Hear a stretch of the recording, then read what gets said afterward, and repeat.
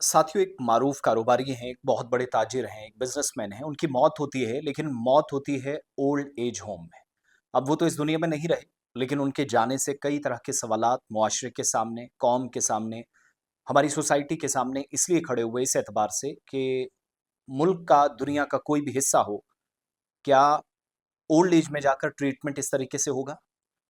सवाल ये नहीं है कि ओल्ड एज में मौत हुई, कहीं पर तो मौत आनी थी, बल्कि सवाल ये है कि जो रख-रखाव, जो देख-रेख, जो ज़िम्मेदारी नौजवान बच्चों और बच्चियों के वालिदैन के तईं बनती है, उसमें हम कितना कामयाब और कितना नाकाम हुए। तो जवाब मिलता है कि नाकामी हाथ लगी। ओल्ड एज होम की ज़रूरत क्यों पड़ी, इस पर मैं बाद में आऊँगा, लेकिन ये बात आज क्यों करनी पड़ रही है? ज़रूरत इसलिए पड़ी क्योंकि एक शख्स की मौत होती है और आखिरी रसूमात में जब उसके लास्ट राइट्स हो रहे थे, अंतिम संस्कार हो रहा था, तो अपने बच्चे-बच्चियाँ जिनको उन्होंने बड़ा बनाया, पाला-पोसा, मुश्किल वक़्त में गुर्बत देखने के बावजूद भी इन बच्चे-बच्चियों को बड़ा किया, लेकिन जब अंतिम संस्कार हो रहा था, तो वो अपने उनमें से एक भी उनके साथ नहीं था और कुछ लोग नई टेक्नोलॉजी का इस्तेमाल करके मोबाइल फ़ोन के ज़रिए अपने बाप को देख रहे थे वीडियो कॉल्स पे। ये इंसिडेंट जिसने न सिर्फ़ पूरे मुआशरे को झकझोर कर रख दिया है, बल्कि सवालात उठाए हैं अपब्रिंगिंग पर भी। और मौजूदा वक़्त में बच्चे या बच्चियाँ इस तरह का बिहेवियर क्या सही है, क्या गलत है, तरह-तरह के ओपिनियंस इस पर सोशल मीडिया पर आ रहे हैं।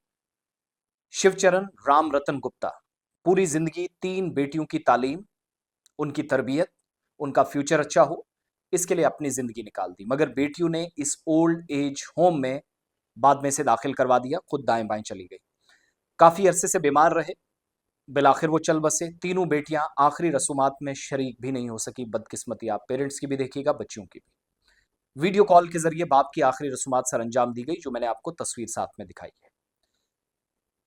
मुंबई से इनका ताल्लुक, टेक्सटाइल के ये ताजिर थे और शिवचरण गुप्ता तकरीबन 2 बरस से 2 सालों से ओल्ड एज होम में काफ़ी रह रहे थे और अपनी उनकी जो बीवी थी, मीना, उनके साथ वहाँ मुंतकिल हो गए थे, लेकिन इनकी अहलिया का इंतकाल, उनकी मौत पहले ही हो चुकी है।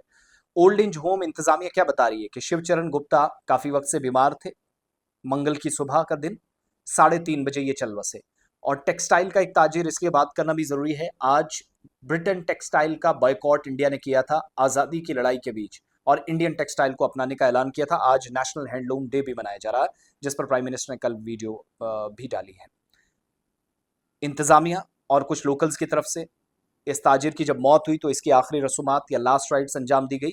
बेटियां, एक बेटी नेपाल में, एक उत्तर प्रदेश में, एक मुंबई से वीडियो कॉल पर यह मंजर देखती रहीं और अंदर ही अंदर सिसकियां लेकर मरती रहीं। ओल्ड एज होम के जो मुंतजमीन हैं, जिनमें आनंद कुमार हैं, वो बता रहे हैं कि शिवचरण गुप्ता अपने पास मौजूद फोन के जरिए अक्सर बेटियों से बात करते थे, लेकिन बीमारी पड़ने के बाद उनके फोन आना कम हो गए। तकरीबन 20 साल पहले उनको वालिद की बिगड़ती हुई सेहत से भी आगाह किया गया था, मगर बेटियां वापस मुलाकात के लिए नहीं पहुंची। नेपाल में बड़ी बेटी अनीता, जो पेशे के एतबार से टीचर है, वो वालिद की आखिरी रसूमात के लिए ऑनलाइन सिर्फ 5,100 रुपये उन्होंने भिजवाए और दरख्वास्त की तमाम मजहबी रसूमात अ, सही तरीके से होनी चाहिए, ये उन्होंने वहां से बैठकर कहा। फिर बेटियों की इंतजामिया से वीडियोस भेजने की जो दरख्वास्त है, अपनी बेटी को ये कहते हुए भी सुना गया कि अभी कितना वक्त लगेगा, हमें खाना भी खाना है, नहाना भी है। ये हालात हैं कि जब आप बाप की आखिरी रसूमात में जा रही हो, बेटियां इस तरीके से डील कर रही हैं। ओल्ड एज होम इंतजामिया ये भी कह रही कि शिवचरण गुप्ता ने अपनी तीनों बेटियों की अच्छी तालीम पर खास तवज्जो दी, उन्हें अपनी कामयाबियों पर फख्र था। 2 बेटियां एजुकेशन के शोबे से वाबस्ता हैं। एक बेटी अनीता नेपाल में, दूसरी निशा उत्तर प्रदेश में, आजमगढ़ में, जबकि सबसे छोटी बेटी प्रिया मुंबई में रहती है। फैमिली ने इस शख्स की मौत जब हुई तो राख महफूज रखने की हिदायत दी, लेकिन बाद में उन्होंने इंतजामिया को बताया कि वो सोनीपत नहीं आ सकेंगे, इसलिए जो इनकी राख है, जो अस्थियां इनकी है, वो गंगा में जैसे तैसे करके बहा दी जाए। शिवचरण गुप्ता की मौत के बाद उनकी आंखें अतिया कर दी गई हैं, उनकी आईज डोनेट कर दी गई हैं और इस अतिये के जरिए 2 जरूरतमंद लोगों की बिनाई बहाल होने की उम्मीद है।